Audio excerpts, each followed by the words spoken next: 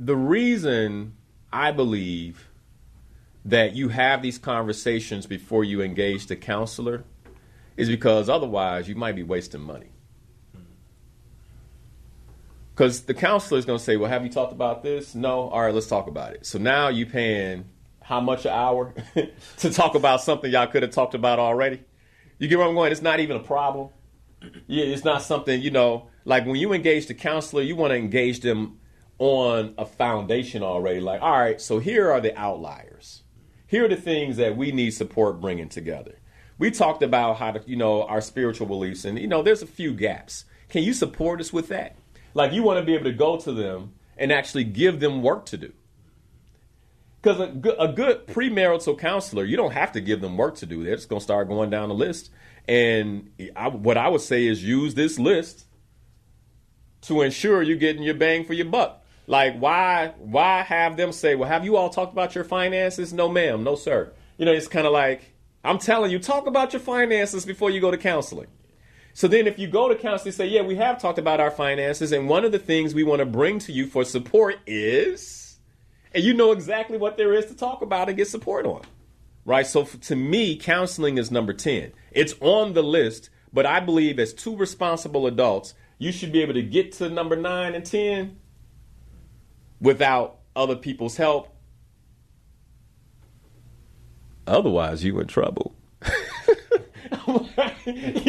You follow, like otherwise you in trouble anyway.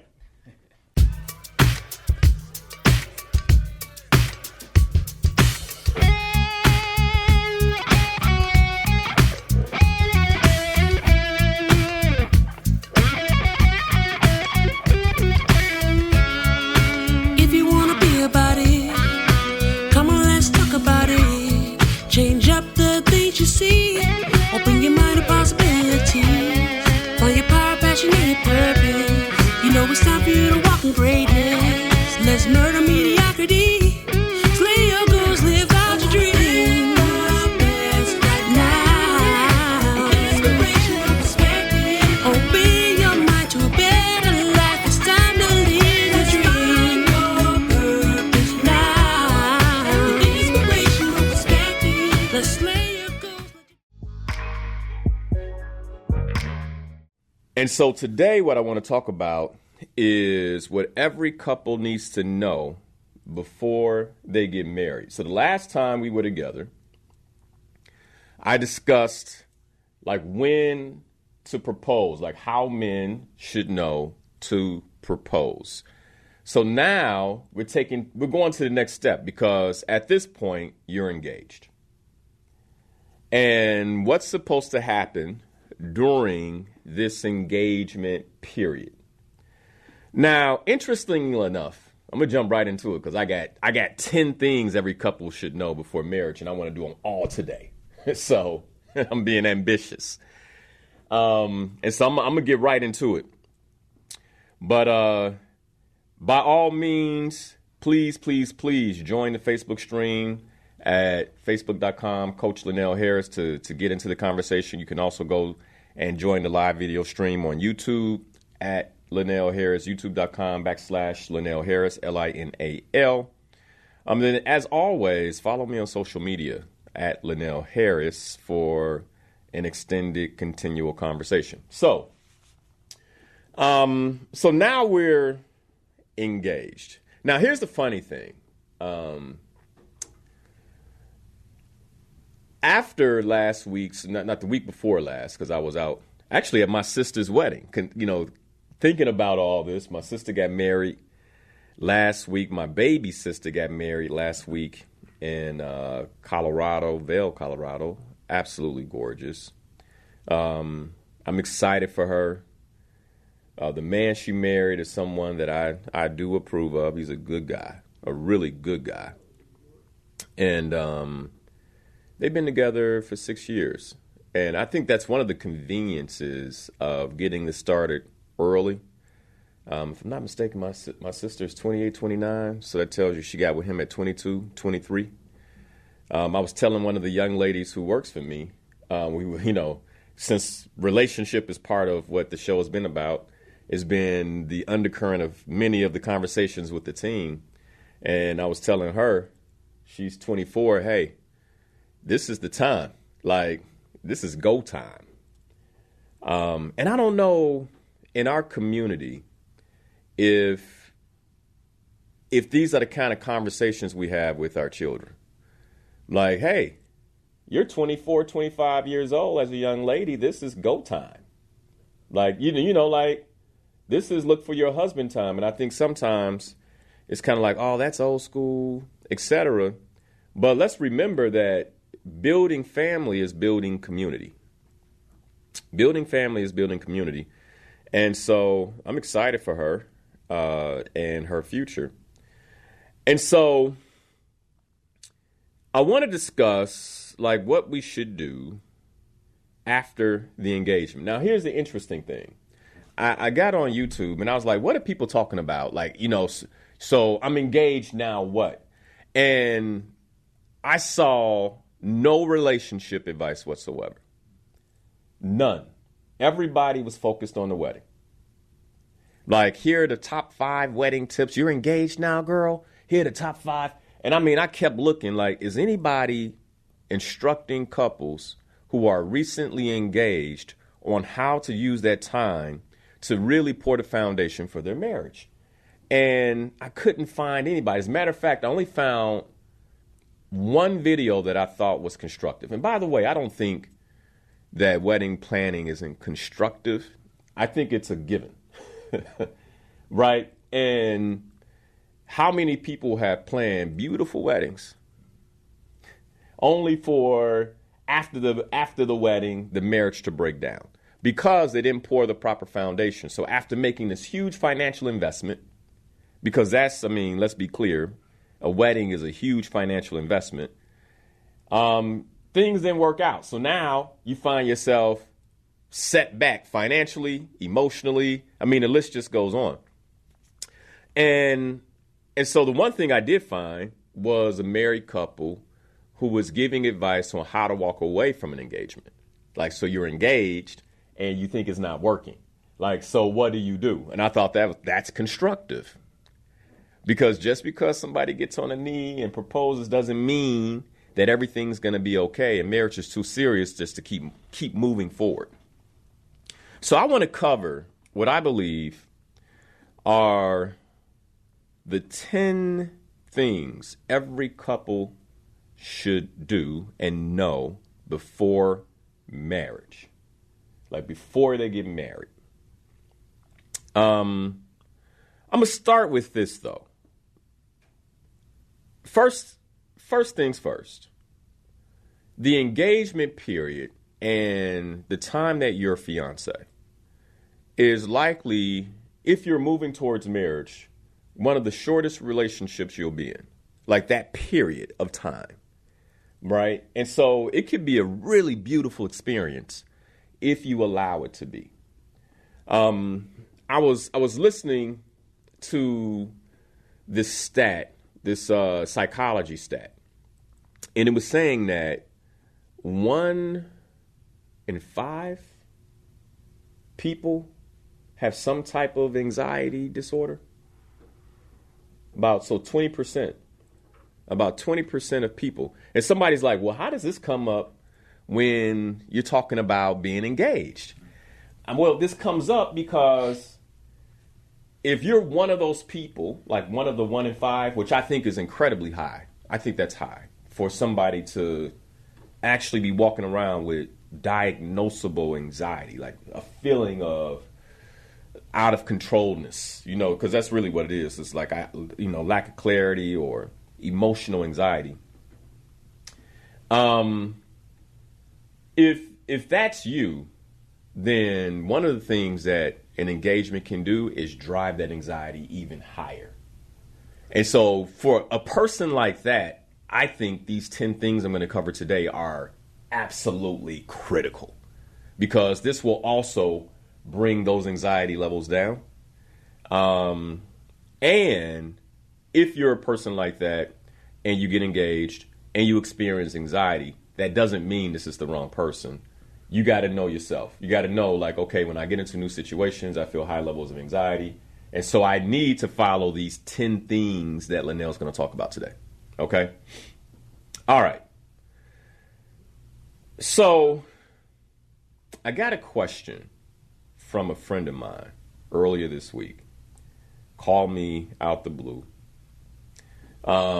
This friend of mine has been married for like over 10 years, divorced, and is now has been in multiple relationships, trying to find maybe not what he had before because it didn't work, but trying to find a relationship that works. And he called me and he said, "Hey, Linnell, man, you made a transition from singlehood into marriage that was, from what he could tell, successful. Like, it was successful.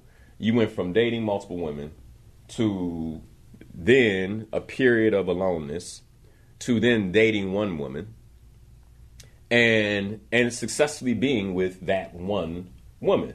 And he was like, "How did you do it? Like, how did you develop the discipline to be with just one woman?"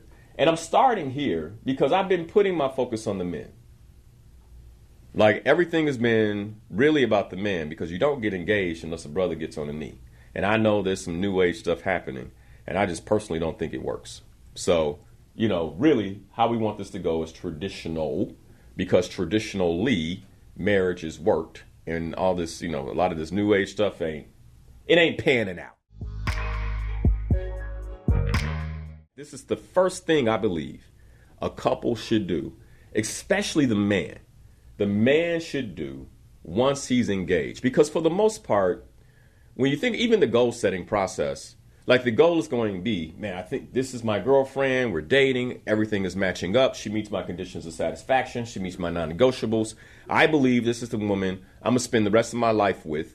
And then the focus becomes proposal, getting engaged, right? That becomes the goal. And you're doing everything up to that point to get engaged. The emotions are high, the uncertainty is high, there's a euphoria that comes with that. You get on one knee, you propose, and then after that, for men, there's going to be a very special resistance. Y'all know what resistance I'm talking about? Titus is shaking his head. Okay, Titus, what you say is the resistance that a man who falls in love and ask a woman to marry him, what type of resistance does he encounter next? I would definitely say from my experience, is this actually happening, and I got to change my lifestyle, and you get that little bit of nervousness of like, do I really want to settle down with this one woman? I got, quote unquote, all these other ladies looking at me type thing. So you kind of self-doubting yourself a lot. Okay, so that's going on. That's real. And then as that's happening, because that's a real thing, right? I'm about to, basically, I propose to this woman, and I'm about to completely change my life. And what this means is I'm saying no to every other woman alive for the rest of my life. Woo! And what do you think happens a little bit after engagement for most men? So you got the anxiety, you got all that. But now let's pile it on. What happens next for this guy? For almost every man.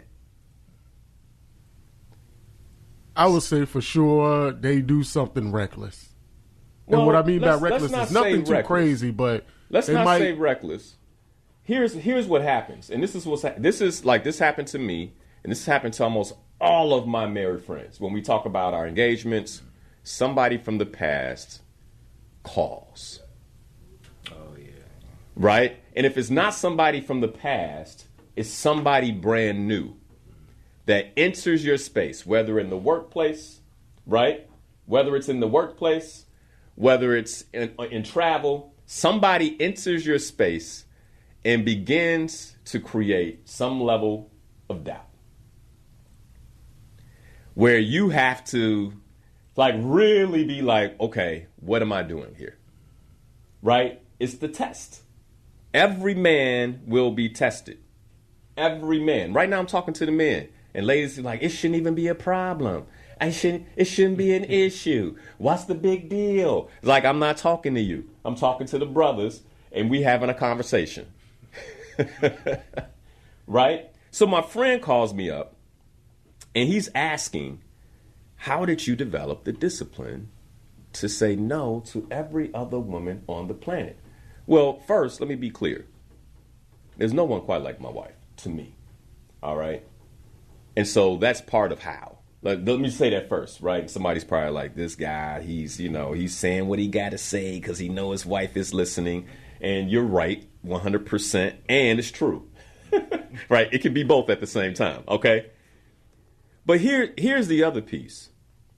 Here's the other piece that I think is really important. And that is, and this leads into number one. I was very clear about my life vision. Right? And my wife aligned with the vision I had for my life, unlike the other 4 billion women in the world that I met and haven't met. Period. This makes sense? Like, and for men, if you are operating in your life without vision, then there is going to be a lack of discipline that you have to contend with, because vision equals discipline. When you have a vision, it's not my wife's vision, right? It's nobody else's vision. It's my vision. And the reason I am clear that this is the woman for me to spend the rest of my life with is because she fits into the life vision. She fits into the purpose I have for living, and she fits into the work that I know I must do in order to be fulfilled in this life, in order for me to have the promise of peace in this life. It gives me a different level of discipline to say no. Is this making sense? This is number one. And this is for the men. Now, this is important for the engaged couple, because as a man, then part of the conversation you're having with the woman who you've asked to marry you is now you're beginning to gain clarity on exactly how she fits in the vision by asking her, where do you see this going to? Right? So now you begin to co-create your life. And I would say that should be the first step. The first thing most people going to say is, where you going to get married? What y'all doing? What day? I would be like, push all that. Okay, you made the promise. Okay, you know we're going to get married, babe. Now, let's create a life vision. And here's why. Because the life vision will dictate what the wedding looks like. How many people you see spend a mortgage, a down payment for a home on a wedding, and they don't have no house? And you know why they did it? Lack of vision. They got focused on one thing, one occasion, not the big picture, right? And so my instruction to anyone, and by the way, this is just Linnell's opinion, okay? Like, you don't have to. But be clear, my opinion has been formed by conversations with other really smart, wealthy, successful people, married couples. And one of the things I notice about wealthy married couples is they spend a lot less on weddings than poor married couples. Isn't that interesting? They're like, and by the way, the weddings were beautiful, but they didn't drop nearly as much as the couple that didn't have the funds. So your first thing is life vision. Now, if someone listening, you're not really clear on what I'm talking about when I say life vision, then by all means, give me a phone call, 773-591-1690. But life vision. A man without vision, sisters, let me tell you, like you want a man with vision. A man without vision lacks discipline. I am not, brothers, I am not wincing my words. I'm sticking with it. If you don't have life vision, you lack discipline in key areas of life, period. Marriage for a man requires vision. If you're not looking down the road at what you intend to create, then something in the moment will take you out.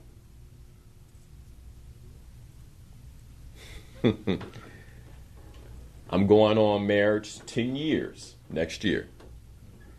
And I'm telling you from experience, if you can't look down the road and say, this is not the right decision for me, this is not the right decision for my family, this is not the right decision for my marriage, if you can't look down the road and have a very clear picture for why you are making the decision you're making or not making, then it's going to be very difficult to be with a woman and lead a woman in marriage, period. I don't care what religion you are. I don't care how devout you are.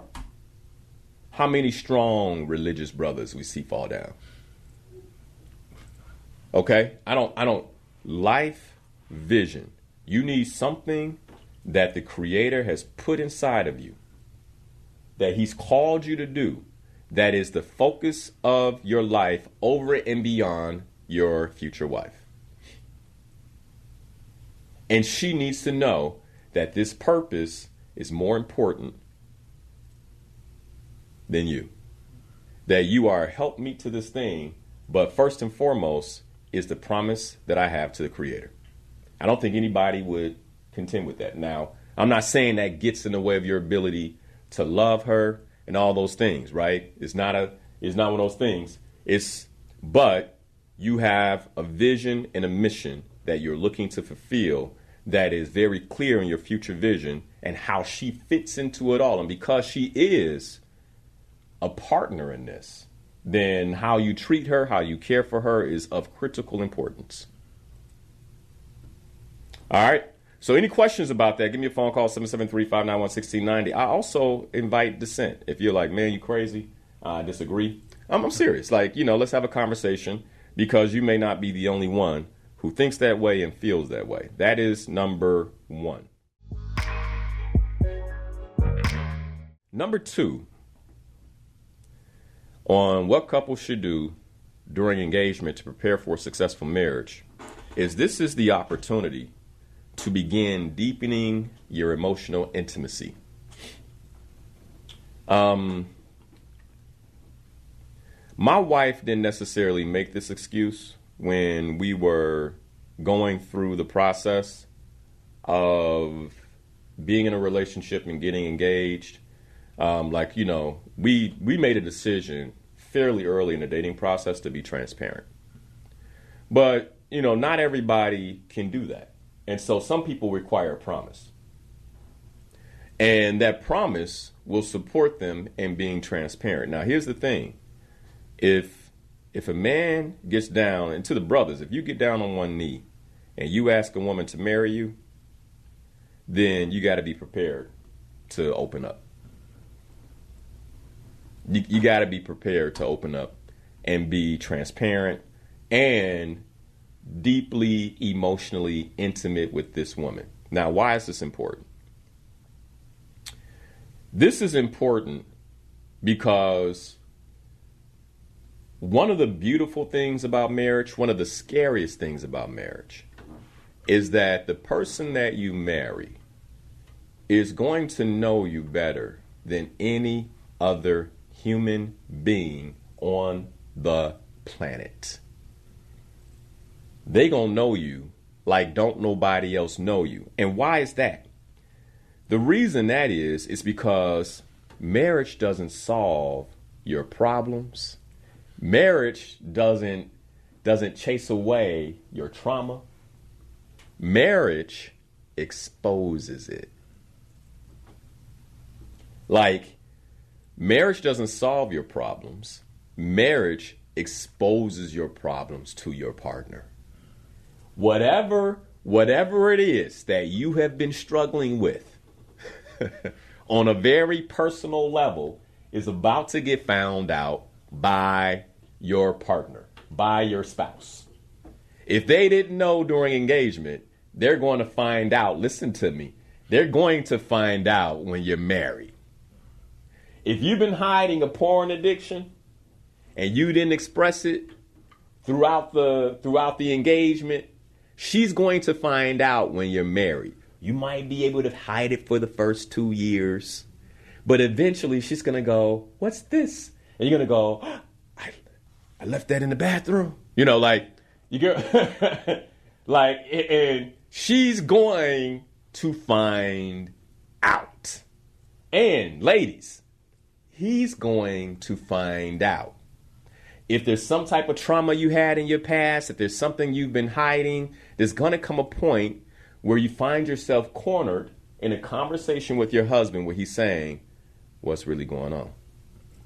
And he's going to know when you're like, "Nothing," that it ain't nothing, right? Something's happening. What happened in your past? What happened? Like, I need to understand, right? Because the relationship isn't working when you are not completely exposed and transparent emotionally. So I believe the second thing that a couple should focus on after they become engaged is deepening their emotional intimacy. How do you do that? Open conversations about your deepest fears, your greatest expectations, and your most powerful hopes for the future. This is how you should be spending your time. Like, these are the conversations that you should be in.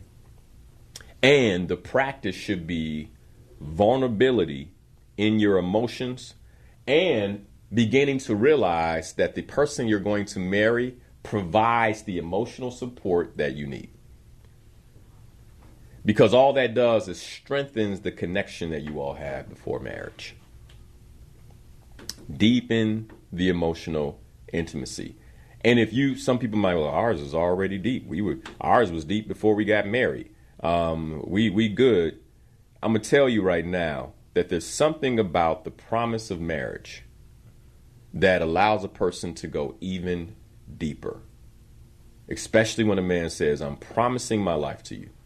I'm promising that I'm going to support you, protect you, and provide for you for the rest of life." He hasn't made it to the altar, but the ring is that promise. Like, now, there's an opportunity to take the level of emotional intimacy much, much deeper. And I believe it's one of the, first things first, you want a clear vision. Second thing is deepen emotional intimacy. Number 3. This is probably more difficult than telling all your emotional secrets and fully opening yourself up emotionally. And this is establishing financial transparency. What is it about money? What is it about people? I mean, because at this point, let's be clear. If a couple is engaged, they're likely sharing each other's bodies. I'm not saying not. If people have, let me be very clear. That people have different beliefs. There might be some who are like, we're holding off until marriage. I think that is phenomenal, right? But 80% of folks in the world today, if they're engaged, they're physically intimate, okay? And so we are willing to engage in one of the most vulnerable physical acts with one another. And we're saying we're going to spend the rest of our life together, but I don't want to tell you about my money. I don't want to have a conversation about money. I keep spinning you every time we sit down.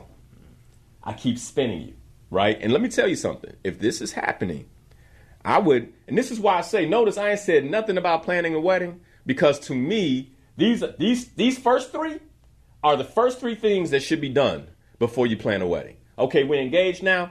Okay, cool. Now we should be able to get into some conversations that we might not have tapped into deeply. I know you got a good credit score, but how much you got in the bank? And can I see it? Can you print it out? Let me tell you, this is real talk. I told my wife, I said, babe, we're changing our budgeting software. So I found some budgeting software. And I said, I need you to send me all your statements from every account. Guess what? She sent them. I mean, we're 10 years in now. You follow? We're 10 years in. So we can have those conversations. But what if I said that at year 9 and she like, nah. You get where I'm going? Like, how do we build together? We got past that a long time ago. If you truly, and this, I'm talking to the brothers. This is where you have to begin setting the expectation for how you will lead in your home. So if you let her spin you off financially, don't be mad when you win 5 years and you like, well, what's all this stuff? And you said you didn't have money, but I see all these bags. And you can't be mad at yourself. You didn't hold a standard. You didn't hold a standard. The best time is before you walk down the aisle with her, to be completely transparent and clear about how you want to get down financially. And if she can't do it while y'all engage, you best believe she can't do it. She definitely ain't gonna do it. She can't do it, and she ain't gonna do it after you get married. Period. Hey, look, folks don't get better after marriage. They get worse. And when I say that, it's not that one side is better and one side is bad. It's just that you start to see the real them. I was able to keep up the pretense and I got you, but now we in it and I just, you know what? This is who I am. This is who you married. And you be like, what? And it's like, no, what I'm suggesting to men folk is that press the buttons early. Press the buttons early. So be clear about your financial situation. What debts do you have? And now her debt is your debt. So whatever debt you got added, well, I had 10,000 and she got 60,000. Y'all got 70. Y'all got 70. You feel it? You follow? How much is saved? Well, I saved up 100. She only saved up 10. Y'all got $110,000. Okay? And by the way, I'm saying it this way because if you can't wrap your mind around that, you're not ready to be married. You're not ready to be married. What are your spending habits? What do you spend money on? Maybe for 30 days, you all should just hold all receipts and then go through each other's receipts. This is how I spent all my money. Even the bubble gum, Linnell, even the bubble gum. Because you might see like, wait, hey, you bought 5 packs of bubble gum in 1 month? Like, yeah, I like a lot of gum. You didn't know that. I didn't know that. I didn't know you chewed that much gum. You start learning things about this person.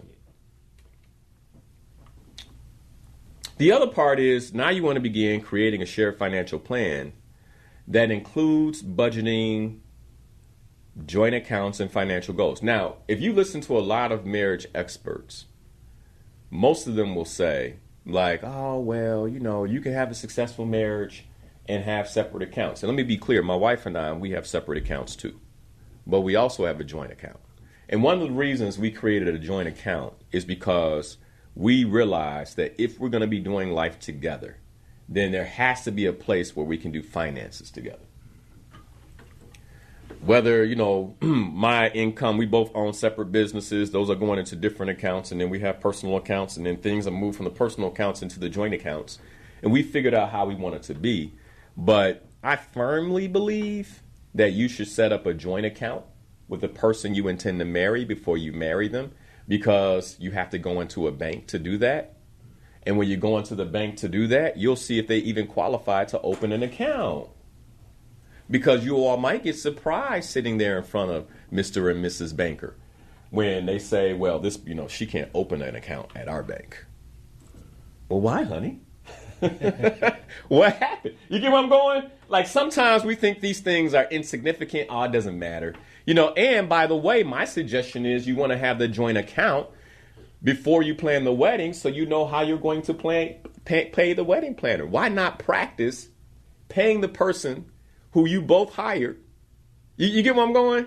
Who you both hired to create the day you want to create from the same account. And now you have to have financial conversations. Hey, we need to pay the wedding planner. Is money in the account? Now you need to start at least practicing the conversations that you're going to be having. Let me pause. Like, is this making sense? Yeah. It makes sense? Okay. All right. So the last piece to that one is then you discuss long-term financial vision. And here's some things I want you all to think about when you're discussing long-term financial vision. And then I'm going to go to this phone call. Are you both on the same page about investments? Now, what do you see as an investment? I don't do the stock market. I do. I don't do real estate. I do. You get what I'm going? Like, what do you, like, are you on the same page around financial investments? And also, what can you learn from one another? Maybe you've solidified a particular investment, a strategy that you can now pass on to your significant other. So how do you intend to invest? By the way, notice I'm saying all this before we get to wedding planning. Because once I know all this, then we kind of know what kind of wedding we can have together. But otherwise, you're putting the cart before the horse, and most people come out of a proposal, and they're like, what are we going to do for the wedding? Where the wedding going to be? Who coming? What kind of dress am I getting? The girls get excited. They, oh, girl, we got to go shopping. It's like, well, pause. We need 3 months to get things together first. And here's the thing. I proposed to my wife in 8 months. However, it took over 2 years for us to get married. So I made the promise. I know you're the one. So now let's get strategic. As if we're going to live the rest of our life. Now let's get strategic. Now let's plan. And I think sometimes, man, you know, it's like we so focused, you know, in our society on what people think that it's like if I don't have answers for the wedding right away, then, girl, you ain't getting married. I think he playing you, blah, blah, blah. It's like, no. He going to marry me, and I know he's going to marry me because of the type of conversations we're having now. Okay. The other piece is, what kind of lifestyle? Are you all on the same page in terms of lifestyle? I knew when I married my wife that she liked the finer things of life. It is not a surprise to me that if I book a 3-star hotel, that my wife is like, you put me in a 3-star hotel? Like, I'm not even surprised. I'm like, babe, look, this is why. You know, like, but I'm not, it doesn't irritate me. It doesn't surprise me. It doesn't shock me. I'm not annoyed by it. I knew who I was marrying when I married her because she was very clear about the type of lifestyle she wanted to live. This is how I see, like, this is how I want to live. I don't like going into hotel rooms and it ain't, you know, a smell. I don't like, you know, like, she like, this is, look, you taking me on a vacation. I remember when I took on a vacation once to Cancun. We were engaged. And I had a timeshare. And I put in this, I didn't think anything was wrong. I didn't think anything was wrong with my time. I was quite excited to expose her to my timeshare. We got there, and she was like, if we're going to be using this timeshare, you're going to need to upgrade and get more points so we can be in better places. And so guess what I did? That weekend, I went and sat down for the presentation, and I upgraded my timeshare so when she went with me, I can put her in better places because she was very clear and honest about the type of lifestyle that she wanted to have. And if I didn't think I could do that for her, then I had to ask myself, how much do I love this woman? And am I willing to work in a way that will support her in the lifestyle that she wants? Otherwise, this is going to be a point of contention for the rest of our lives. And then the third is career ambitions. My sister and my brother-in-law at their wedding last week, they wrote their vows. And One of the things I heard my sister say in her vows that caught my attention was that she would not allow her career ambitions to supersede the needs of him or their family. That's a promise she made at the altar. And I thought, wow. And they wrote their own vows. But I'm also sure this is a question he asked her before they got to the altar. And so she knew that was important to him. And my sister is a big earner. That's all I'll say. My baby sister is killing it. And she was like, and with everything that I built, I will not put it before you, and I will not put it before our family. I will be committed first to the family that we are creating. And I'm like, that's why she's getting married. I hope the sisters are listening. And I'm not, here's the thing. This is what, when she said it, he didn't blink. He didn't go, really? Like, it was already an expectation. And by the way, most brothers are probably shaking their heads because most of us have that expectation. Unless we go in it differently, saying, hey, I know you're killing it. I'm willing to stay home and let you build your career. Unless that man is saying that out his mouth, most men on the inside feel like what I just said. But let me check in before we go to the break with these two brothers in the studio because I could be way off. And so let me just check in. Ade and Titus, before we go take a break, I got number 4, 5, 6, 7, 8, 9, 10 left. Before we go take a break, though, like, because they could be like, Linnell's old school, he's chauvinistic. I'm so much older than y'all. I mean, you guys are, Ade's in his 20s. Titus, you in your 30s, right? So I'm in my 40s, so we can represent the 20s, the 30s. You tell me, am I off here when it comes to career expectations? No, I don't think so. No. I think that a lot of people put their careers above everything else because they want to be at a certain pivotal point in their lives, or they feel like they have to be at a certain point. But when it comes to your family is the most important thing. So I definitely agree with you 110%. Okay. So you would desire that of the woman that you marry? Absolutely. Okay. What because about I you, will put the same aspects for myself as well. Okay. And what about you? Yeah, I agree. Okay. Yeah. All right. So we got that one out the way. Okay. But I just want to say this as far as for me, I came from an old school family. We got married in a church, and you want to know how much I paid for it? How much? I paid $100, and I stay in Boston, Massachusetts, and I'm from Chicago. Now, when I was getting married, I was not that old, but I wasn't that young either. See, because we have to understand between 25 and 30, you have to understand your maturity level. Mm-hmm. See, my daughter just graduated from law school. Okay. And she's 26 years old. I'm just trying to make an example. Uh-huh. And it's something that you said. I'm saying, what are you going to do now? Because you got to start having some babies is what I'm thinking. Hey. I'm 60 years old, huh? Yeah, and so I'm listening. I want to hear the rest of this. So I'm 60 years old, so I'm telling her, it's time to get yourself together. You need to find you a nice husband. Dad's advice. You a nice husband, huh? Dad's advice. Okay, exactly. I'm saying you need to find you a husband. Yeah. And don't try to make them like daddy, because they always, daddy, I want a husband like you. But as they got older, Dad, I don't want a husband like you. You know what I'm saying? Because They seen the real me because they had to be order when they were young. Mm-hmm. Now, what I'm saying to say now, after 30 years, and it's now 40 years, I say from your first to your 5 years, you're in training. Mm-hmm. From 5 to 10, you're coming to that journeyman status. Mm-hmm. From 10 to 15, now you own your own business. Now you're starting to get all your business together. You're starting to see who you're working with. You're bringing your stuff in, is what I'm saying. 20 years is stability. Now you know if you're going to be there. 25, mile marker. you know you ain't going nowhere. I don't care who put what in front of you.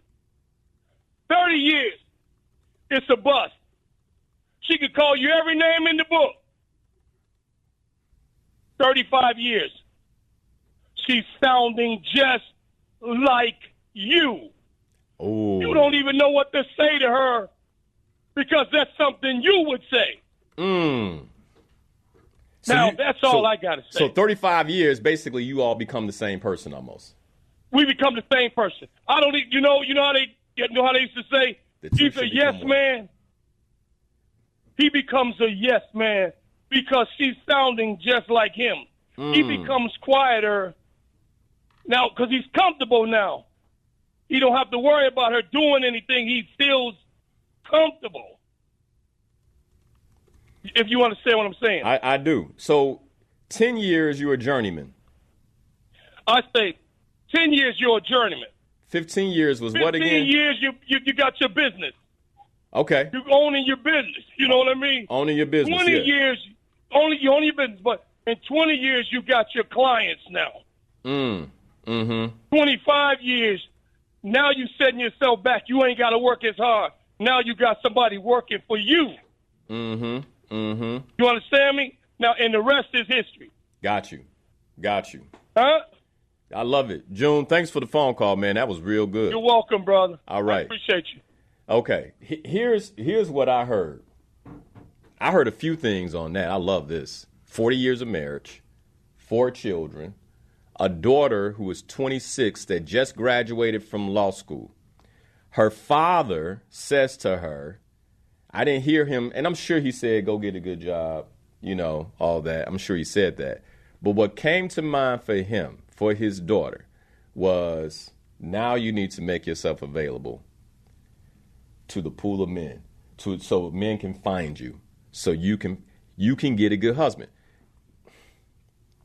I hope the ladies were listening, especially young women. I believe that mark, like that 24-year-old mark to 32, is prime time. And the world is telling young ladies now that, like, this is, you know, go live your best life, forget a relationship. You listen to Sexy Red, she'll have you out here bad, you know, telling you the dude now. And you the one taking the dudes in and dropping them off. And I'm saying something completely different. What I'm saying is this is when you should be dating with intention. You should be setting up sexual boundaries. Because here's the thing. Like, you can actually set sexual boundaries at a much higher level. I'm just going to be straight, okay? It is much easier for a young woman to set sexual boundaries at a much higher level when she's young and perceived as incredibly valuable. It would make sense that you're holding something back. You know, brothers, this is a man's perspective. But I hear brothers talk about it all the time. I'm dating somebody in her 40s. She has 2 children, and now she's saying she don't want to do nothing. And it's kind of like, he doesn't he doesn't want to pause. Why? I don't value that. You know, you gave yourself already. You know, but in this case, a woman can say, hey, look,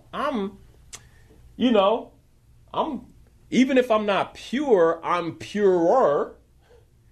I'm young. Like, you got value. Do not listen to these rappers and these women who are telling you to devalue yourself.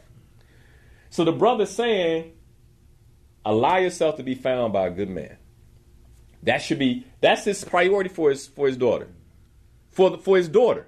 And I get it, because when I look at my 2-year-old, I'm like, man, all I want is for her to have a good life and end up with a good man. Why does a father want to see his daughter with a good man? And I want to see Legend with a good woman, but I want to see her with a good man because if something happens to me, I know she has a covering.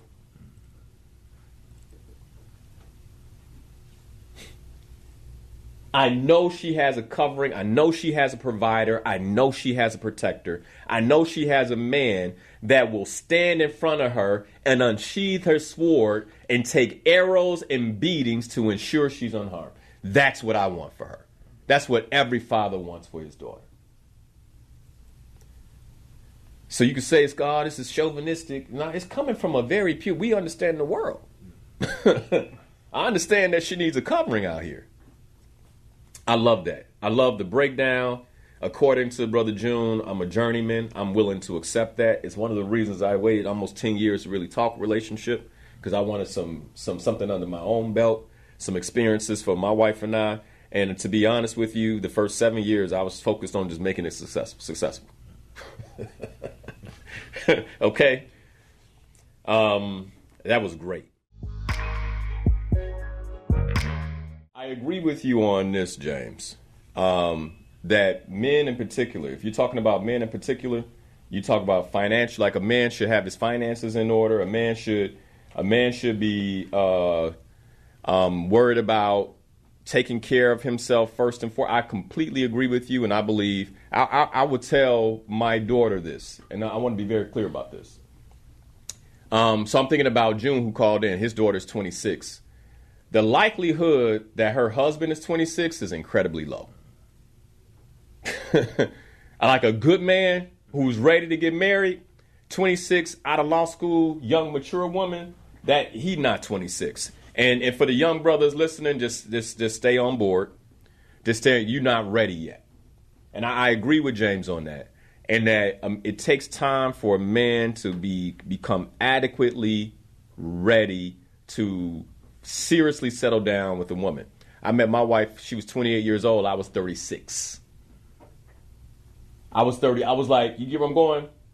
Like my mom was right. And she was the perfect age.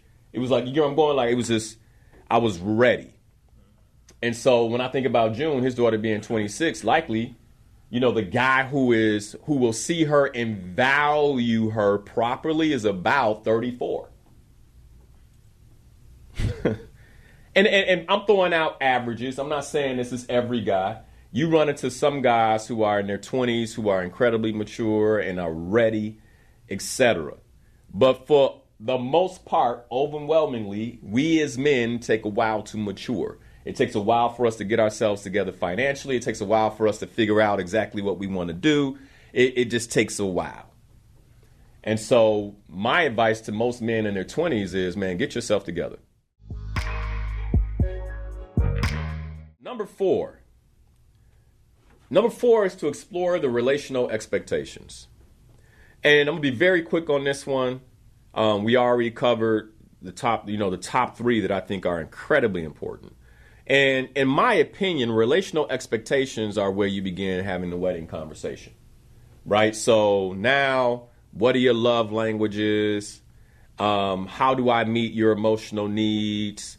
What are our communication strategies going to be? How do we resolve conflict?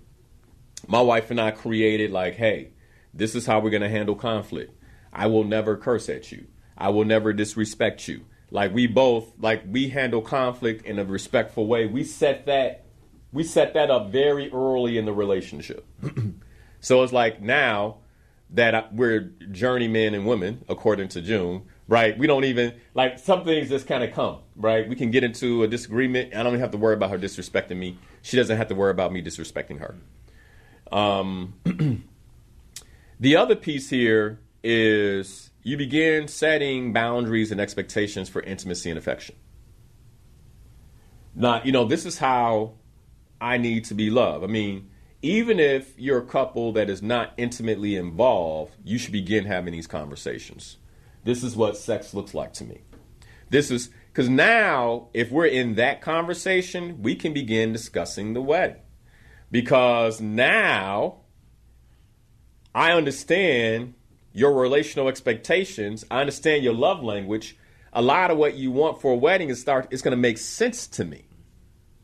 And we're able to fit the wedding planning around the vision we have for our lives.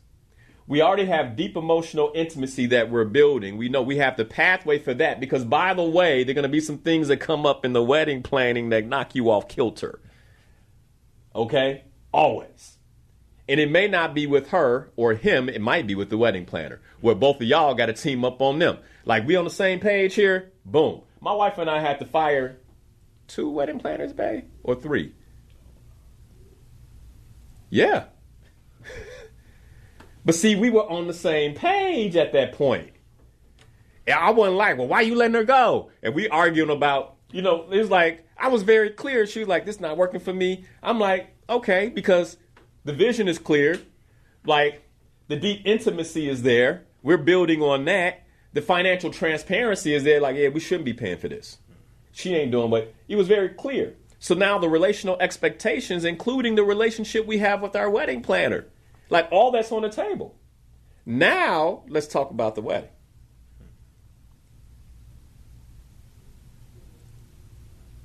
That's where I am. Like, I think the wedding comes up way too soon at the proposal.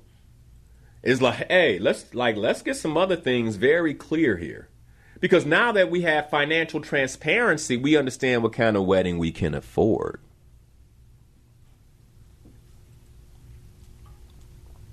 Okay.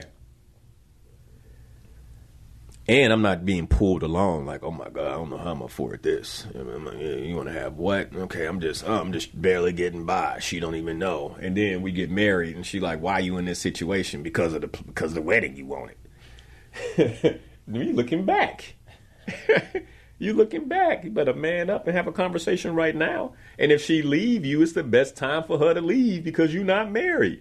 I can't marry somebody whose financial situation is like, it's best for her to know now. Number 5, create a family vision. So you have a future vision that you all have together. But number 5 is we create a family vision. And you can begin to roll this into the future vision in some ways.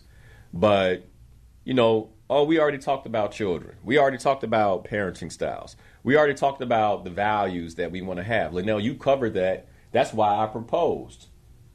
I'm like, yeah. And now it's time to talk about it again. Because things change.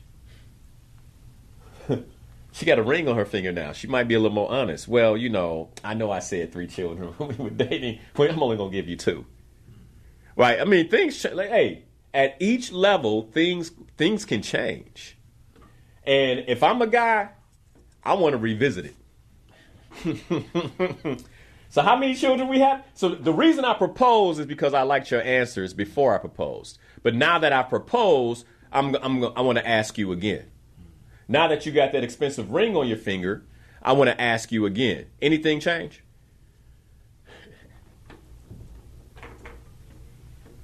Well, I'm not going to whip my children.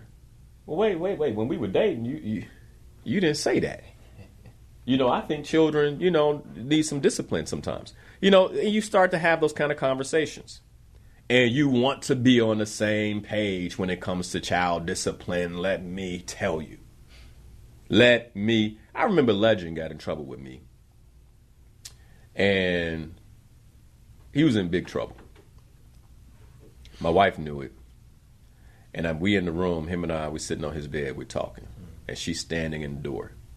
And I said, what you here for? It's between me and him. And she turned around and walked away. Now, I know it was hard for her. That's her baby boy. You follow? But we're on the same page. We're on the same page. We established that before we ever had a child. We established it. Like, let me raise this boy. And you're going to want to protect him. And I don't believe he needs protection. Right? I need him to go out in the world and get a couple scuffs and scars so he can one day protect and provide for a woman. As a man, when my son gets in trouble, I always ask him, do you know why we're having this conversation? Do you know what my job is? And he knows my job. To teach him how to protect and provide and to become a great man. I tell him that. That's why I'm hard on you. Because I'm teaching you how to become a man. You're a boy right now. You get all the room that you need to be a boy. But one day you're gonna have to be a man. And I gotta hold you to a certain line, and I gotta hold you accountable so you can be that great man. You understand that, son? Yes, he might even be crying. He in trouble. He about to be on punishment. Yes, Dad, I get it. So we're very clear. I love you, and I have a vision for you. family vision. The other piece is, how do you plan to divide family responsibilities? Who's going to run point on child rearing? Who's going to run point on homework? Like, all this stuff happens, man. Like, who's going to run point on these things? And it's interesting. I don't know that there's a particular role, right? Today, my wife runs point on homework. Tomorrow, when they get into high school, it might be me. You get where I'm going? I don't know, but somebody's playing the role in the house, and we're clear on that. And then understanding family dynamics. Now that we're planning the wedding, let's talk about your crazy cousins. Are they invited? You get what I mean? Like, now let's talk about your family. You know your mama a little crazy, right? Well, you know. I really don't want her to get a mic at the reception. Like, this is when we start having these kind of conversations, right? I don't want her to get a mic at the reception. Well, she really want to do the toast? No, baby. No. We're going to let her walk down. She's going to get a boutonniere. We're going to let her walk down and feel special, but she never gets a mic. All right? Like, this is where, what are the family dynamics? Extended family roles. What kind of roles do they play? What are the expectations that you have of extended family? Number six. Now, this is where you ensure that the person you are marrying is equally yoked with you. This is where you begin to dive in to the spiritual base of the person you intend to marry. This is where you begin to really clearly create the values-based connection. At this point, if y'all never prayed together, which I would imagine you should have, I would imagine if you propose, you would. But if you haven't, after proposal, you should definitely have prayed together. Even if it's over a meal, right? It's like, what are her spiritual beliefs? What are your spiritual beliefs? And I'm sure the conversation has happened, but now, how are those spiritual beliefs going to intertwine? Are you all truly equally yoked when it comes to how you believe things spiritually? This is an opportunity to pray together, an opportunity to meditate together. I remember, was it when we were engaged, babe, or was it right after marriage? My wife and I, we took a meditation course together. Like, we did, like, those are the kind of things we began doing together to build a strong spiritual values-based bond. This is where you begin to agree on how faith and spirituality will influence your family and your children. My wife and I, before we had Legend, we were talking about how he was going to be schooled. Before we had him, we discussed how do you feel about public school? How do you feel about where the state of Illinois is taking public school? How do you feel about what's being taught to children in the schools? So does that mean that we're going to educate our children in a private school? So then what does that mean for us financially, right? All that's taken into account before we're married. So we understand the dynamics. So this is when I believe it's time for you to strengthen your spiritual and value-based connection. Like, we're on the same page spiritually. We believe the same thing spiritually. Or if we don't believe the same thing spiritually, we're very clear about what the other person believes, and I respect that. Number 7. This is where I believe it's important to begin really focusing on your personal growth plan. Like, how are we going to continually develop? My wife and I both had coaches when we were engaged. We both had coaches. And so not only were we working through that process of engagement with each other, but we had someone on the outside we can speak to about the commitments we were making. When it came to the planning process for the wedding, we had a project design that our coaches were supporting us with. So we had outside support around personal development. We began seeing, and by the way, this is, I'm getting in front of myself because number 10 is seek premarital counseling. Right? That's number 10. And here's, somebody might say, well, that seems a little far off. Let me share this because I'm talking about personal growth right now at number 7. And the reason I believe that you have these conversations before you engage the counselor is because otherwise you might be wasting money. Because the counselor is going to say, well, have you talked about this? No? All right, let's talk about it. So now you're paying how much an hour to talk about something y'all could have talked about already? You get where I'm going? It's not even a problem. Yeah, it's not something, like when you engage the counselor, you want to engage them on a foundation already. Like, all right, so here are the outliers. Here are the things that we need support bringing together.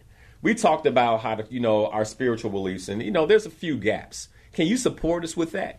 Like, you want to be able to go to them and actually give them work to do. Because a good premarital counselor, you don't have to give them work to do. They're just going to start going down the list.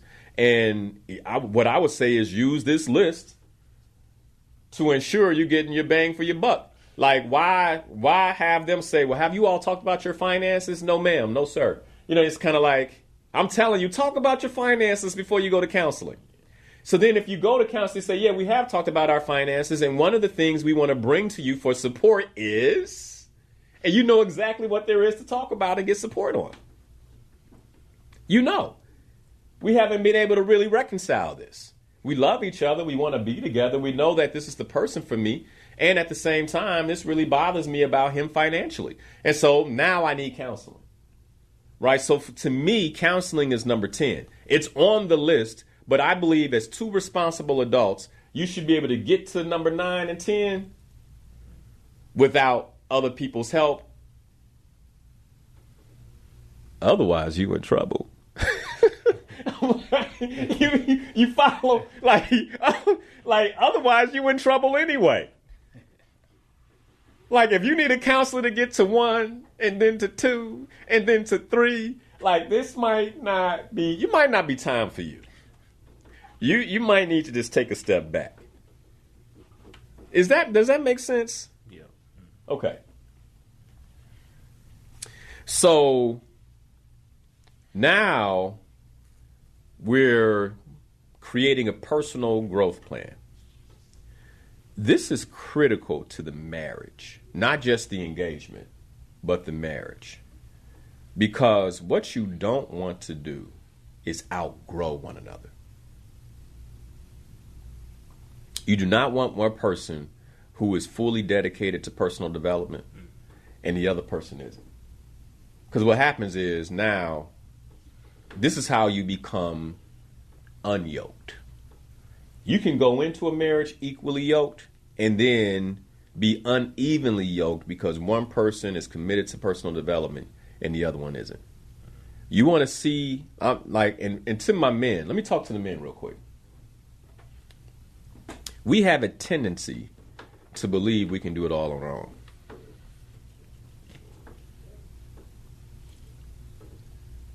When I tell you, I so badly still want to do it on my own. I don't need no help. And it's not until I'm on the line with my coach where I'm like, ooh, I didn't see that. Right? Like, I don't know about myself until I'm actually in the conversations about myself. And I actually see, I did need help with that. And so, for the most part, the sisters are pretty good and I know this as a coach, the sisters are pretty good at reaching out. They're pretty good at saying, you know what, I need some coaching. You know what, I'd like some support. I'm going to sign up for Slay Your Goals. I'm going to do this. Slay Your Goals is dominated by the sisters. There's always a few brothers, but it's dominated by the sisters because the brothers are like, I'm good. What are you talking about today? I'm good.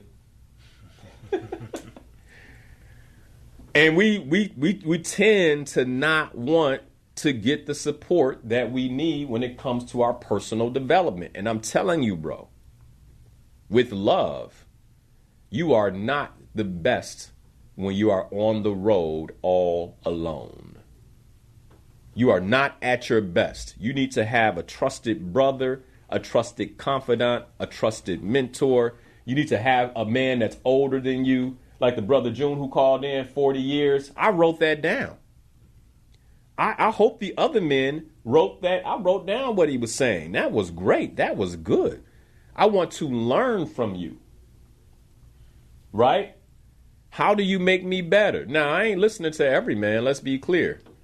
You know, I got a family member that's, you know, all kinds of broken relationships and divorces and children by like numbers. I don't know how many different women. And he'd be like, Linnell, you know what you should do? No. Right? For those in radio land, I just plug my ears. Nope. I don't even.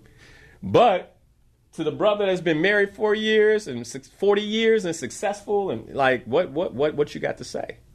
I want to know. I want to hear. I want to develop. I want to be better. The other piece is this is where you commit to ongoing self-improvement, but you also want to know, like, what are the person's hobbies?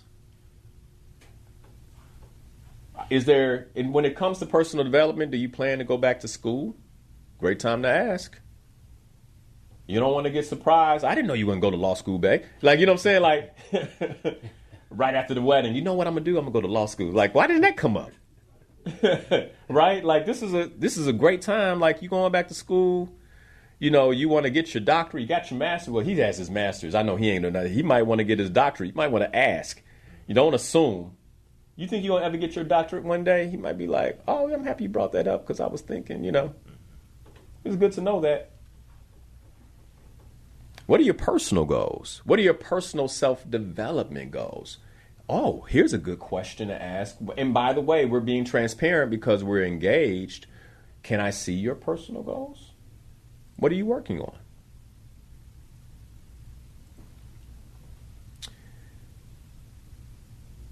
The other piece here when it comes to personal growth is recognizing that individual happiness contributes to a healthy relationship. Let me say this to you, brother. I'm talking to the men now. You can't make her happy. The ringmater did it for a while. But if she typically is resting in a state of unhappiness, has nothing to do with you. Sisters, if he's always resting in a state of unhappiness, that has nothing to do with you. Well, I'd be more happy if you did this. I'd be more happy. No. Happiness is individual. Have they developed into the type of person who can sustain their own happiness? Personal development.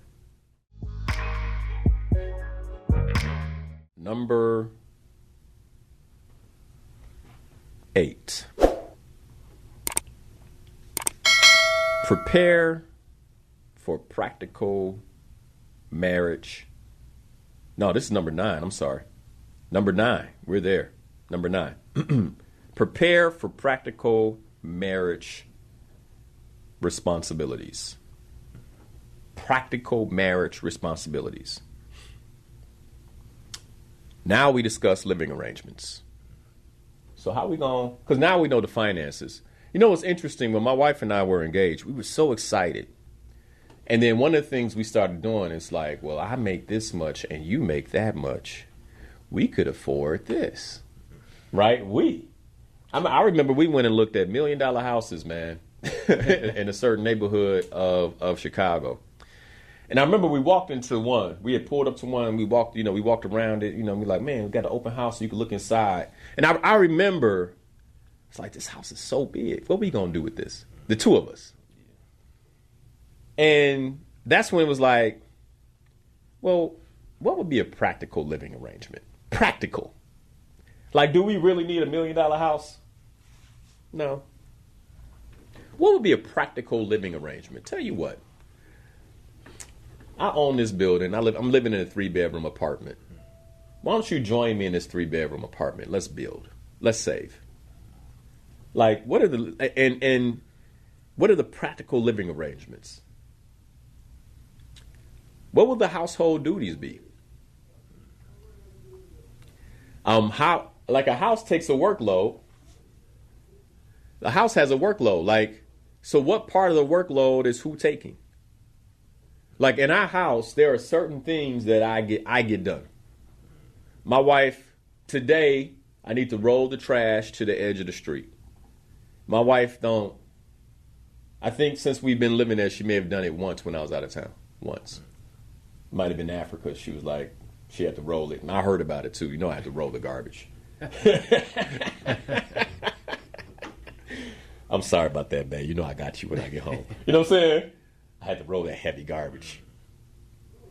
What in the household, you know, my wife cooks, I clean the kitchen. She cooks in the kitchen, I clean the kitchen. Like this, like, we don't even got to talk about it. She only got to say, you know, hey, I'm taking, you know, Rain up to give her a bath. Are you going to clean the dishes? She don't even have to ask. It's like, okay, you taking Rain up? I'm about to. Let me finish this kitchen for you. Since you cooked the food, I can clean. We just got, there's certain responsibility now. Don't go say, see, he cleaned the dishes. Like, no, we made an agreement. Don't take our agreement and use it in your marriage. Like, that's our agreement, right? Everybody has their own agreement. We don't go to somebody else's house, and if I see her cook and clean, I'll be like, ooh. You know what I'm saying? Like, we have our agreement. It's our agreement. And I think that's one of the biggest lessons that married folk need to, like, if you get married, you need to understand it is your agreement. These are the things that we've agreed on. These are our joint responsibilities and how we have agreed on managing our family events, our vacations, and our major life decisions. This is how we, well, you know, this is how we do it. All right. Number 10, like I said, premarital counseling. I think I explained that one pretty good. But the idea here is that before you get married, you're engaging in open discussions with a mentor, with a counselor, to just explore any unresolved issues. Like anything, unresolved concerns that are still open, this is where you get the support to close them. And understand this, as a married couple, there are going to be times where you need outside support in closing certain concerns. And that doesn't mean there's anything wrong with the marriage. What it means is everything's right with the marriage because you both know, let's go get some support with this. This is great. That's good. So that's my list of 10. And it goes without saying, you know, and celebrate the journey. You know, enjoy yourself. You know, keep the romance alive. All those things throughout the engagement, etc. It's a beautiful time in a couple's life when they get to come together and begin creating what will be the life that they intend to live together. And so I hope that these 10 supported you all. And if there's, let me say it very clearly, if there's a veteran out there who would like to add something, like, by all means, please do join, you know, add it to the Facebook chat here and let us know how many years you've been married when you do, you know, let us know. All right. Somebody's asking me to repeat the 10. So number 1, future vision, mostly focused on the men, but the woman needs it too. You need to have a future vision. What is a future vision? Number 2, deep emotional intimacy. Begin building your deep emotional intimacy. Now that you're engaged, take it deeper. Number 3, establish financial transparency. You need to know everything about each other's finances because you're engaged. You're about to be married. Number 4, explore relational expectations. Number 5, create a family vision. How many children, parenting styles, values, etc. Family responsibilities. Number 6, strengthen your spiritual base. Number 7, focus on communication styles. Number 7, plan for personal growth. And personal growth is part of that, is focusing on your communication styles and increasing your active listening and empathy. And of course, your personal growth plan around how you'll be supported by other people, personal goals, etc. Number 8, prepare for practical marriage assignments and duties, living arrangements, household duties, chores, etc. I skipped one. Focus on communication styles, plan for personal growth, prepare for practical marriage responsibilities. Number 10, seek premarital counseling. Thank you for watching Inspirational Perspective. If you love this show and you want to see more content like this, you can go right here. And if you like this subject and you want to see much more content that we have available for you, just click the button here. As always, thanks for watching. Be sure to watch the show live, 7 a.m. every Sunday morning on WBON Radio, or you can catch it right here on YouTube or Facebook.com/Coach Linnell Harris. Be sure to hit that like button. If you haven't already, be sure to subscribe so we can get more content just like this to you.